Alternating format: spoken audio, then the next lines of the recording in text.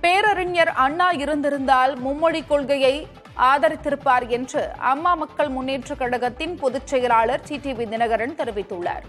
திருவாரூர் மாவட்டம் மன்னார்குடியில் செய்தியாளர்களை சந்தித்த அவர், தமிழ்நாட்டில் உள்ள அரசு பள்ளிகளில் மாணவர்களிடையே மும்மொழி கொள்கை குறித்து வாக்கெடுப்பு நடத்த வேண்டும் என்றும், தமிழகத்தில் உள்ள அரசு பள்ளி மாணவர்கள் மூன்றாவது மொழியை கற்றுக்கொள்வதால் எந்த தவறும் இல்லை என்றும் தெரிவித்தார். பேரறிஞர் அண்ணா அவர்கள் இன்றைக்கு இருந்திருந்தால் உறுதியாக அந்த மாபெரும் மனிதர் கால சூழ்நிலைக்கு ஏற்ப மூன்றாவது மொழி அவசியம் அனுமதித்திருப்பார்.